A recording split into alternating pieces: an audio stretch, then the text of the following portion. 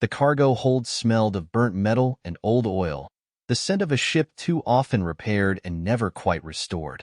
Ryan Cade leaned against a bulkhead, staring at the flashing red warning on his console.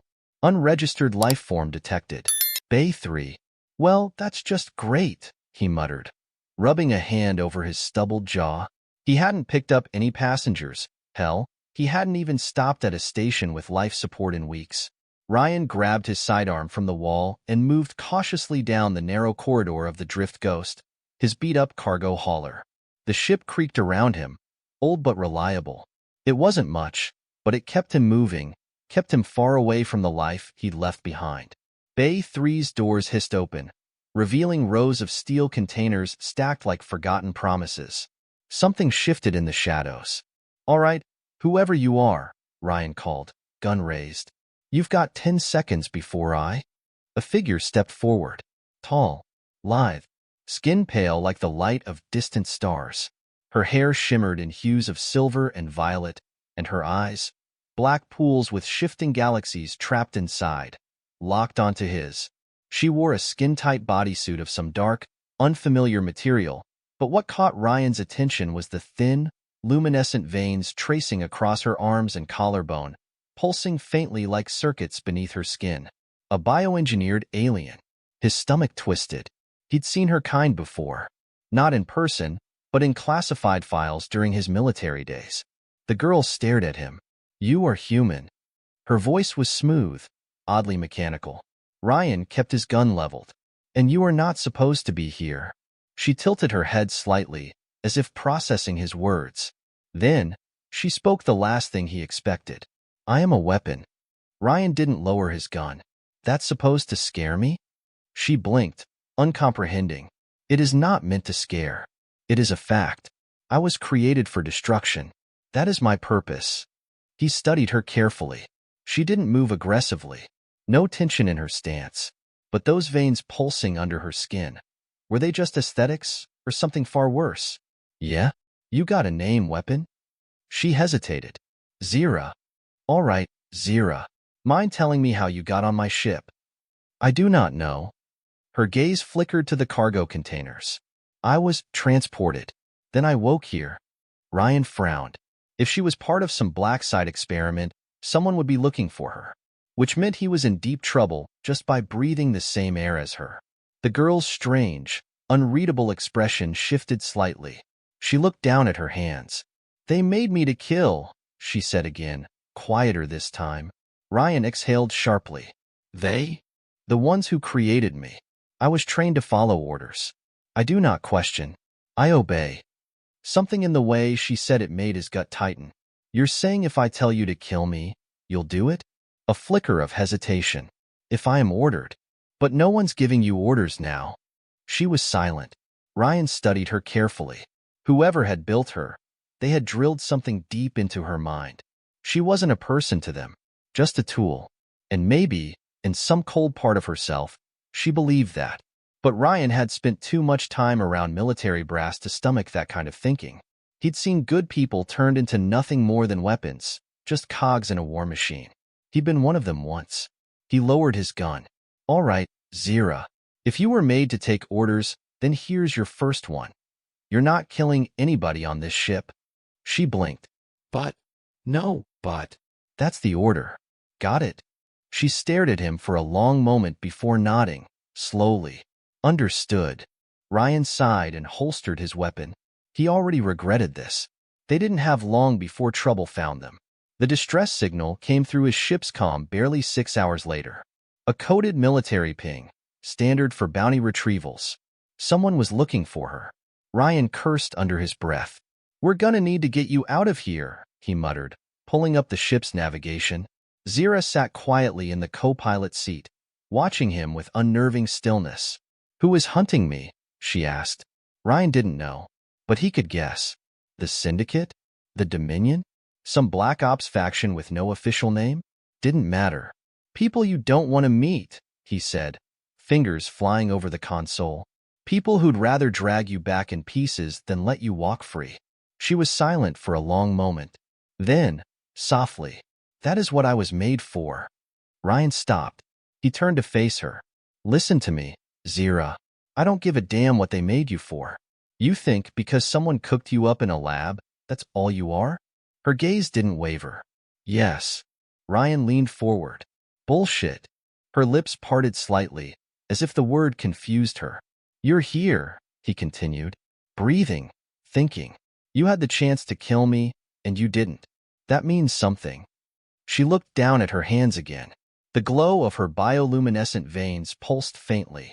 You were made to be a weapon, but you don't have to stay one. Something flickered in her expression. Uncertainty. Conflict. Then, the proximity alarm blared. Ryan's stomach dropped as red lights flashed across the console. 3 incoming ships. Fast. Armed. Whoever wanted Zira back wasn't going to ask nicely. He swore. Strap in, kid. This is gonna get messy. Zira's fingers tightened against the chair's armrests, and for the first time since she'd woken on his ship, she felt something other than cold purpose. She felt afraid. The drift ghost shuddered as the first energy blasts slammed into its aft shields. Ryan cursed, gripping the controls as the ship lurched violently. Shit, they're not even trying to warn us off, he muttered. They're going straight for the kill.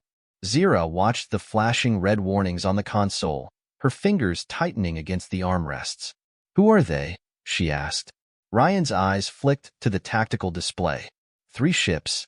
2 were sleek, fast-moving interceptors, built for pursuit and rapid-fire engagements.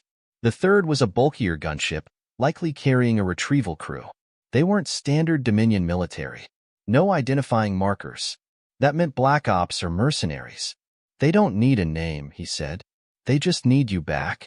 The ship rocked again as another round of fire hit the shields. Ryan gritted his teeth. Fine. You want to play rough? He yanked the flight stick hard to the left. The drift ghost spun in a sharp roll, narrowly dodging another barrage. He punched the engines, sending the ship diving into the nearby asteroid field. The proximity alarm blared as dense rock formations filled the viewport. Ryan clenched his jaw. This was the kind of maneuver that either got you killed or made you a legend. The comms crackled. Unidentified vessel, power down and prepare for boarding. Non-compliance will result in termination. Ryan snorted. Yeah, see, I don't really take orders from people shooting at me. A new explosion shook the ship. One of the interceptors had landed a hit. Hull integrity warnings flared. We are losing, Zira said. Ryan shot her a look. Thanks, I noticed. You should let them take me. He slammed the throttle forward, pushing the ship dangerously close to a tumbling asteroid. Not happening. I do not understand. You gain nothing by keeping me. Ryan barked a humorless laugh. Oh, I dunno. I enjoy the thrill of getting blown to pieces for a stranger. Makes life interesting. Zira's expression remained unreadable. I was built for war, she said. You cannot change that. Ryan growled in frustration, banking hard between 2 massive asteroid fragments. Lady, do you ever shut up about being a weapon? She blinked at him, as if the thought had never occurred to her. A new alarm cut through their argument. The gunship had locked onto them. Ryan's mind raced. Think, and then he saw it. A massive asteroid with a hollowed-out core up ahead. A chance. He twisted the flight stick, sending the drift ghost into a reckless dive straight toward the asteroid's surface. The enemy ships followed. Ryan, Zira said, gripping her seat. We will collide. Ryan smirked. Not if I do this. At the last possible second, he cut the main thrusters and fired the retrojets, sending the drift ghost skidding sideways. The ship just barely squeezed through the asteroid's narrow cavern, scraping its hull against jagged rock. The gunship wasn't so lucky. It tried to follow, but its bulk was too large. The asteroid's walls slammed shut around it, crumpling metal, sending explosions rippling through the void. One down. The interceptors broke off pursuit, circling the asteroid instead. Ryan punched the thrusters again, rocketing out the other side. For now, they were clear. Ryan let out a breath, heart hammering. I'd say that went well. Zira, still gripping the seat, slowly exhaled. You are reckless. And yet, still alive. He smirked. You scared? She hesitated. I am not designed to feel fear. Ryan arched a brow, didn't answer the question. She looked away. For the first time in her existence, Zira wasn't sure what she felt. Hours passed as they drifted in the safety of a nebula cloud, hidden from scanners. Ryan busied himself with hull repairs, welding patches over the damaged plating. Zira watched him in silence. "You are injured," she said suddenly. Ryan glanced down. His left forearm had a deep gash, likely from when the ship jerked violently. Blood trickled from the wound, staining his sleeve. It's nothing." She stood, walking toward him. Before he could react, she reached out, her fingers brushing against his wound. A faint blue glow pulsed from her veins, and then pain vanished. Ryan stared as the wound sealed itself, leaving only faint pink skin. "What the hell was that?" "I am engineered with nanite augmentation," she said simply. "A self-repair function. It can be applied to others." Ryan flexed his fingers, staring at his arm. "Well, that's handy." He smirked. "Guess you're good for more than just killing after all." Zira's expression flickered. Confusion. Maybe even curiosity. "You say that as if it is important." Ryan leaned back against the console, crossing his arms. "It is. You ever done anything not related to combat?" She hesitated. "No. I was designed for efficiency. Anything outside my function is irrelevant." Ryan let out a slow breath. "Yeah, see, that's where we disagree." Zira tilted her head. "Explain." Ryan glanced around the cockpit, then reached over to an old storage bin. He pulled out a small, scratched-up holopad. With a few taps, soft music filled the air. A slow, melancholic melody played on an ancient instrument. Zira blinked. "What is this?" "Music," Ryan said simply. She listened. Her expression didn't change, but something in her eyes shifted. "It serves no tactical purpose," she said. Ryan shrugged. "Doesn't have to." She continued listening. The melody was strange, unlike anything she had ever been exposed to. It wasn't made for war. It wasn't built for strategy. It simply was. For the first time, she had no immediate response. Ryan watched her closely. "See? There's more to life than just being a weapon." Zira looked at him, and for the first time, uncertainty flickered in her perfect, engineered mind. Could he be right? But peace never lasted long. The moment Ryan tried to plot a new course, the ship's long-range scanner picked up a transmission. Classified signal detected. Ryan's stomach twisted as he pulled up the details. It was a high-priority Dominion signal, encrypted at the highest level. But before he could even try to decipher it, Zira stood abruptly, her eyes distant. Her veins pulsed brighter. "Zira?" Ryan frowned. "What's wrong?" She didn't answer. Then, in a voice that wasn't hers, "Directive received. Reinitializing combat protocols." Ryan's blood ran cold. Before he could react, Zira turned toward him, her once unreadable face now completely void of emotion. She stepped forward, and Ryan realized, with a sinking feeling, that she wasn't in control anymore. Ryan barely had time to react before Zira moved. 1 second, she stood still, cold, distant. The next, she blurred forward, faster than anything human. Ryan barely threw himself back before her hand shot out, slamming into the console where he had been standing. The metal crumpled like paper under her strength. "Shit. Zira!" Ryan shouted, scrambling backward. "Snap out of it." But she wasn't there anymore. Her black hole eyes locked onto him, but there was nothing behind them. No flicker of confusion. No hesitation. Only programming. "Directive received," she repeated in that cold, detached tone. "Objective, terminate obstruction. Return to primary handlers." "Obstruction?" Ryan barked. "Oh, come on. I thought we were past this whole weapon bullshit." Zira moved again, faster than he could track. Ryan barely managed to roll aside before her fist tore through a bulkhead like it was made of glass. "Okay, this was bad." All right, let's not kill the guy who just saved your ass," Ryan muttered, dodging backward into the corridor. He reached for his sidearm but hesitated. Could he even shoot her? Would it even do anything? Zira turned toward him with chilling precision, the glow in her veins pulsing brighter. Then she attacked. She came at him like a phantom, silent, effortless, lethal. Ryan barely ducked her first strike, but her second caught him in the chest, sending him crashing into the wall. Pain exploded through his ribs. Ryan groaned, coughing. Okay. Ow. Zira advanced again, her face still eerily blank. No hesitation. No anger. Just cold execution. Something in Ryan snapped. He wasn't going to die like this. Not by her hands. With a desperate move, he grabbed a loose power conduit from the damaged wall panel and jammed it against her exposed arm. Electricity surged.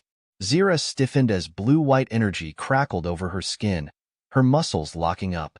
For a split second, Ryan saw something flicker in her expression. Not pain. Resistance. Then she staggered back, her body convulsing, and collapsed to her knees. The ship fell silent, except for Ryan's ragged breathing. He didn't lower his guard. Zira, he called, panting. You with me? She twitched, her hands gripping the floor. The glow in her veins flickered, glitching, like a broken circuit. Then she whispered something. Help me. Ryan froze. It wasn't the mechanical voice from before. It was hers. Shit, he muttered, shoving the conduit aside. He dropped to one knee, gripping her shoulders. Zira, talk to me. What's happening? She shuddered, her fingers digging into the metal floor. The signal. It is overriding me. Ryan swore under his breath. Then we cut the damn signal. But before he could move, her hand shot out, gripping his wrist with crushing force. Her eyes lifted to his. And this time, her voice was full of terror. I can't stop it. Ryan barely processed her words before Zira's grip tightened. His bones creaked. Zira, stop. He gritted his teeth. I know you're in there. Her breath hitched. For the first time, her body trembled. Then, with a sharp inhale, she let go. Ryan staggered back, cradling his arm. Damn, you're strong. Zira clutched her head, her entire body shaking. It is inside me, she whispered. I hear it. The command. The order. Ryan took a cautious step forward. But you didn't kill me. Her hands trembled. I should have. But you didn't, he repeated. That means something, Zira. She shook her head violently. No, it does not. I was designed to comply. If they order me to act, I must act. Ryan frowned, thinking fast. You hesitated. That means you're fighting it. And if you can fight it, he took another step closer. Then maybe you can break it. Zira shuddered, her fingers digging into her arms. I have never disobeyed before. Then let's make today a first. She lifted her head, her dark eyes locking onto his. Uncertainty warred across her expression. Then, the ship's alarms blared again. Ryan swore, bolting toward the cockpit. The scanner readout was clear. They were found. 2 new ships had entered the system, larger, more heavily armed, and they were closing in fast. Ryan gritted his teeth. Guess we don't have time for a therapy session. We need a plan now. Zira exhaled shakily, then rose to her feet. Her hands clenched into fists, and for the first time, her voice held something new. Not obedience, not fear, determination. Then I will fight, she said softly. For myself. Ryan blinked. Then he grinned. Now that's what I like to hear. The ship rocked as the enemy vessels began firing. Ryan spun toward the controls, punching the thrusters. Hang on, kid. Let's show these bastards what happens when you push a weapon too far. Zira's veins pulsed. But this time, she didn't let the signal dictate her fate. This time, she chose. And she chose war. The drift ghost screamed through the void, dodging another barrage of fire from the pursuing warships. Shields flickered under the strain. Ryan wrestled with the controls, gritting his teeth as the ship lurched violently. They're not playing around, he muttered. Shields won't hold much longer. Zira stood behind him, silent, her gaze fixed on the glowing readouts. The tactical display painted a grim picture. 2 warships, both heavily armed, closing in fast. There was no clear escape route. Ryan glanced at her. You said you want to fight? Got any tricks up your sleeve? Or am I just supposed to keep doing all the work? Zira lifted her hand, staring at the faint glow pulsing beneath her skin. The signal was still there, a relentless command pressing against her mind like chains wrapped around her thoughts. Obey. Return. Comply. Her fingers curled into a fist. No, not anymore. I can disable them, she said softly. Ryan blinked. You want to explain that before I start celebrating? She turned to him, dark eyes unreadable. I was made for war. That means I was given the ability to disrupt technology on a fundamental level. Ryan narrowed his eyes. You saying you can shut down their ships? Yes, if I get close enough. Ryan let out a sharp breath. All right, let's assume you can do it. What happens after? You sure it won't fry this ship too? A pause. I do not know. Ryan groaned. Great. Love that confidence. Zira stared at the enemy ships. You do not have a better plan? Yeah, well, Ryan muttered, gripping the controls. Guess we're rolling the dice. He banked hard, turning the drift ghost straight toward the warships. Zira moved to the airlock. Her veins pulsed brighter, her body tensing as energy gathered beneath her skin. Then, she stepped into the void. The second Zira left the ship, the cold silence of space enveloped her. But she did not need air. She did not need warmth. She only needed focus. The enemy ships loomed ahead, massive against the backdrop of the stars. Their weapons glowed with the promise of destruction. Zira reached out, not with her hands, but with her mind. She felt the ships, every system, every circuit, every pulse of data flowing through their cores. She felt the pilots inside, breathing, unaware. And then, she pushed. A surge of raw energy lashed out from her body, racing through the void like a living storm. It struck the first warship in an instant. Metal screamed. Lights flickered. The ship shuddered violently, its engines choking, systems failing one by one. Inside, the crew panicked. The second warship veered away, trying to avoid whatever had just hit their companion. But it was too late. Zira's energy surged again, slamming into them like a tidal wave. System failure. Power grid offline. Weapons disabled. Within seconds, both warships went dark, drifting powerless through space. Zira exhaled. The voices in her head, the ones demanding her compliance, began to fade. For the first time, the chains that had bound her felt weak. Ryan watched from the cockpit, his jaw slack. Holy shit, he muttered. He had seen powerful tech before. Experimental Dominion weapons.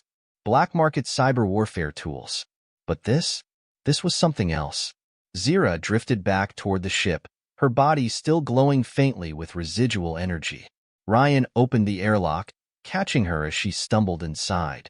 You good? He asked. She looked up at him. Her expression was unreadable. I am free, she whispered. Ryan frowned. What do you mean? She reached up, touching her temple. The signal. It is gone. Ryan blinked. Wait, you broke it? For good. I do not know. She hesitated.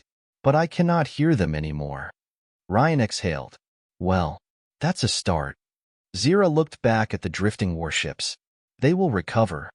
Ryan smirked. Not before we're long gone. He turned back to the controls, punching in coordinates. Let's get the hell out of here before more of your friends show up. Zira hesitated before sitting beside him. She watched the stars streak past as they jumped into FDL. For the first time, she wasn't running because she was told to. She was running because she chose to. Hours later, as they drifted through deep space, Ryan leaned back in his chair, exhaling. All right, he said, looking over at Zira. What now? She blinked. What do you mean? You're free now, right? No more signals, no more orders. So what do you want to do? She opened her mouth, then stopped. Want? She had never been asked that before. She had always been given orders, always had a directive. Now, there was only silence. She hesitated. I do not know. Ryan shrugged. Well, we got time to figure it out. She watched him, studying his relaxed posture, the easy way he spoke. She did not understand him, but for the first time, she wanted to. She wanted to know what it meant to be more. Ryan smirked, kicking his feet up on the console. How about this? We start with something simple. Zira tilted her head. Such as? Ryan reached over, tapped the old holopad again. Music filled the cabin. A slow, quiet melody. Zira listened. For the first time, she let herself enjoy something that had nothing to do with war. And as the ship drifted into the endless stars, she allowed herself to believe. Maybe she could be more. Zira sat in the dimly lit cockpit, her eyes fixed on the swirling void beyond the viewport. The ship hummed softly, a rhythmic pulse of life she had begun to notice in the quiet moments. Ryan was half asleep in the pilot's chair, his boots still propped up on the console. The holopad lay beside him, its music long since faded into silence. But Zira did not sleep. Her fingers traced the armrest, feeling the faint vibrations of the ship. Every sound, every shift of metal, was something she absorbed without thought. For so long, she had existed in a world of commands, input and execution, cause and effect. But now, there was nothing telling her what to do, and the silence felt strange. She turned toward Ryan. What is a name? Ryan cracked one eye open, groaning. You ask deep shit when I'm trying to nap, you know that? She did not understand his tone. My designation is Zira, 17, she continued. But it is not a name. It is an identification code, a classification. Ryan exhaled, rubbing his face. All right, let me put it this way. He stretched, leaning forward. A name is something personal. It's not just what you're called, it's who you are. Zira frowned. Then I am Zira. Are you? Ryan arched a brow. Or is that just what they gave you? She hesitated. The thought had never occurred to her before. She had been assigned the name Zira, 17, not chosen it. What was your name before? She asked. Ryan blinked. Before what? Before you left the military. Before you became what you are now. Ryan stared at her for a long moment, something unreadable in his gaze. Then, he smirked. Still Ryan. She tilted her head. But, he admitted, leaning back then, Ryan Cade was a soldier, a killer, and for a while, that's all I thought I was. He nodded toward her. Like you. She considered this. But you are no longer that. Exactly. Ryan gave her a pointed look. People change. They decide who they want to be. Zira glanced down at her hands. Her bioluminescent veins pulsed faintly, no longer controlled by unseen masters. For the first time, she wondered, could she choose something as simple as a name? Would it mean something if she did? She looked up at him. If I chose another name, would I still be myself? Ryan grinned. That's the thing, kid. You get to decide what yourself even means. Zira didn't respond, but for the first time, she thought about what she wanted to be. The peace didn't last long. Ryan had just started heating up a meal pack when the proximity alarm blared. He froze. Oh, come on. Didn't we just shake these assholes? Zira was already at the console, fingers moving quickly over the controls. It is not the same pursuers. Ryan checked the scanners. One ship, large, not military. His stomach sank. No, not now, not him. Zira caught his shift in demeanor. You recognize it. Ryan's jaw tightened. Yeah, and we're in deep shit. The incoming ship wasn't Dominion. It wasn't mercenary. It was a pirate vessel, a ship he knew all too well. The Black Maw. The comm crackled to life. A deep, gravelly voice filled the cabin. Well, if it ain't Ryan Cade. Ryan exhaled slowly. Hello, Carthes. Zira watched him, her head tilting slightly at the sudden tension in his expression. The voice chuckled darkly. Been a long time, kid. Thought you were smart enough to stay dead. Ryan forced a smirk. Yeah, well, turns out I'm stubborn. A pause. Then, you got something valuable on board, Cade. I think we both know how this goes. Ryan's hands clenched. Zira spoke before he could respond. Who is he? Ryan didn't look at her. A mistake.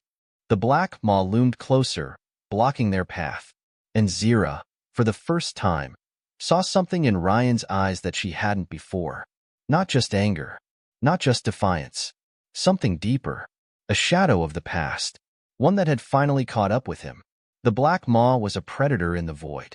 Its hull was a patchwork of salvaged plating, its weapons jury-rigged but lethal. The ship had no official registry, no faction allegiance. Just a name whispered in dark places. Ryan stared at it through the viewport, his jaw tight. Zira studied his face. His usual smirk was gone.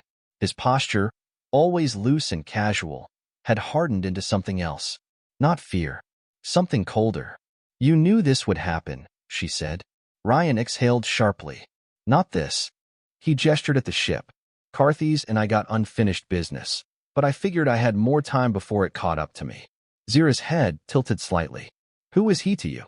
Ryan glanced at her. "You know what a mutiny is?" She nodded.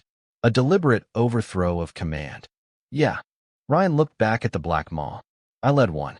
The comm crackled again. "Let's not drag this out, Cade." Carthes's voice was almost amused. "You know what I want." Ryan sighed. Yeah. You want me dead, yada yada. Can we skip the monologue?" A low chuckle. "Oh, Ryan. If I wanted you dead, I'd have fired already." Ryan frowned. Zira narrowed her eyes. "Then what does he want?" Another pause. "Then, the girl." Ryan's stomach dropped. Zira's expression didn't change, but something in her posture shifted. "I am not an object," she said flatly. "From what I hear, sweetheart," Carthes drawled, "that's exactly what you are. And you're worth a hell of a lot to the right people." Ryan gritted his teeth. "Nobody is taking her." A beat of silence. Then Carthes sighed. "Shame. Could have made this easy." The comm cut out. Then the first missile hit. The drift ghost spiraled as the shockwave rocked the ship. Ryan barely managed to steady the controls before a second impact sent them spinning toward a nearby debris field. "Shields are down to 40%, Zira said, unfazed. "We will not withstand sustained fire."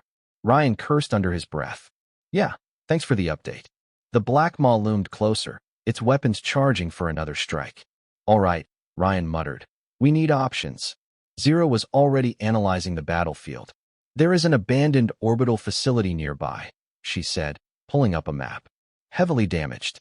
No active systems, but structurally intact enough for cover." Ryan grinned. "That's the first good news I've heard all day." He jerked the flight stick hard to the right, sending the drift ghost into a reckless dive toward the shattered remains of an old station drifting in the void. The Black Maw pursued, its guns lighting up the darkness. Ryan weaved through the debris field, dodging plasma fire as chunks of twisted metal whirled around them. Inside the cockpit, alarms screamed. "Not to rush you," Ryan said, "but if you've got another one of those ship-frying tricks, now would be a great time." Zira frowned. "I require direct contact with their systems." Ryan swore. "Yeah, pretty sure Carthes isn't inviting us over for coffee." A missile streaked past, narrowly missing their wing. Ryan grit his teeth. Damn it. Then it hit him. "You said the orbital facility was dead, right?" "No power." Zira nodded. "Then let's give it some." The drift ghost dove toward the station's skeletal remains. Ryan's hands flew over the controls, rerouting auxiliary power. "I'm gonna pulse an energy surge through the wreckage," he muttered. "It won't last long, but it'll make the station look like it's coming back online." Zira immediately understood. A distraction. Exactly. The Black Maw fired another shot, only to pause as the shattered facility suddenly lit up, a false signal radiating from its core. It was just enough. Carthes's ship veered slightly, recalibrating its sensors. And in that moment of hesitation, Zira moved. She didn't ask for permission. She simply acted. Before Ryan could stop her, she unbuckled her harness and vanished. 1 second she was beside him. The next, the airlock hissed open, and she launched herself into the void. "Zira!" Ryan shouted. But she was already gone. Zira's body cut through the emptiness of space, her form a blur against the starlit wreckage. She reached the Black Maw in seconds, landing against the hull with barely a sound. Her hands pressed to the metal, feeling the pulse of its systems beneath her fingertips. Then she reached into the ship. A flood of data rushed through her mind. Circuits, energy pathways, security firewalls trying to block her out. They weren't fast enough. With a single thought, she shut it down. Inside the Black Maw, alarms screamed as the ship's systems collapsed one by one. Carthes barely had time to curse before his engines cut out. His weapons went dark, and his ship died. Zira exhaled softly. It was done, but as she turned to leave, Her communicator crackled. Ryan's voice, tight and sharp. Zira, get the hell out of there. Now. She frowned. I have neutralized the threat. You don't know Carthes, Ryan growled. That bastard always has a backup plan. As if on cue, the ship beneath her lurched. Something pulsed inside the hull, a secondary power source, hidden from scans. Then the ship's comm came back online. And Carthes, laughing darkly, whispered 4 words. You should have killed me. Then the emergency explosives detonated. The entire ship exploded. Ryan watched in horror as the black maw erupted into flames, debris scattering in all directions. No. He slammed the controls, pushing the drift ghost forward. Smoke and wreckage filled the void. His scanners flickered, struggling to pick up life signs. Come on, he muttered. Where are you, kid? Then, a faint signal. Weak. Barely there. Ryan didn't think. He acted. He dove the ship straight into the debris field, ignoring the damage warnings, pushing the engines to their limit. And then, he saw her. Zira floated amid the wreckage, her body still, her veins flickering dimly. Ryan didn't hesitate. He engaged the retrieval beam, pulling her aboard before slamming the airlock shut. He barely waited for the cycle to complete before rushing to her side. She wasn't moving. Her breathing was shallow. But when Ryan pressed his fingers to her wrist, he felt it. A pulse. She was alive. Barely.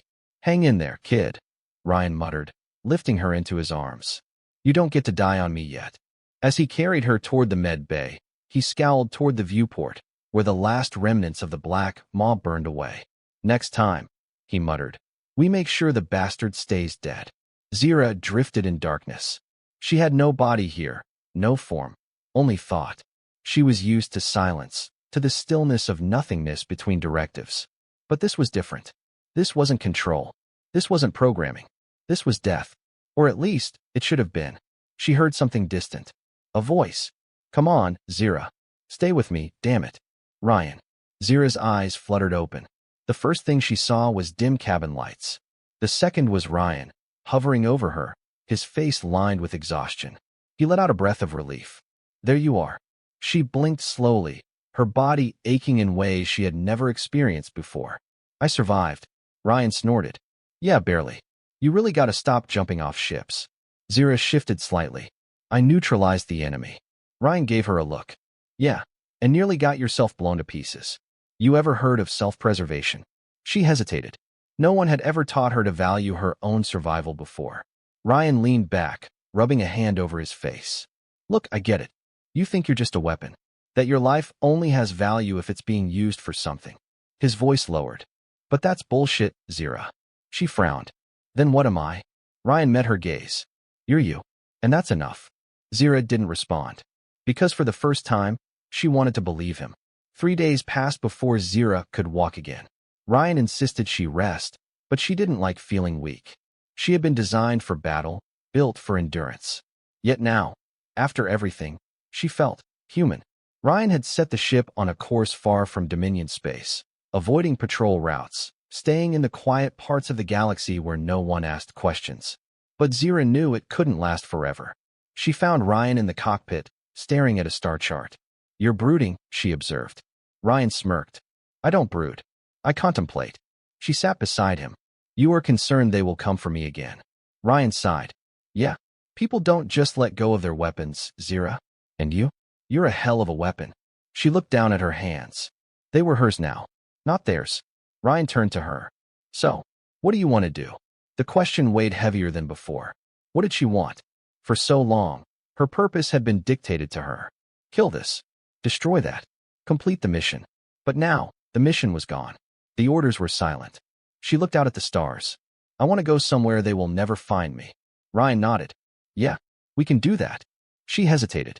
And I want to learn. Ryan grinned. Now that's the spirit. He tapped a few keys, pulling up a new navigation route. I know a place. An old colony, way off the charts. Peaceful quiet. Good people. Zira tilted her head. And what will we do there? Ryan shrugged. Whatever we want. Zira considered that. She had spent her life running from what she was. Maybe now, she could finally run toward something instead. She looked at him. Then we go. Ryan smirked. Then we go. The engines flared, and the ship slipped into the stars. The Dominion never found Zira again.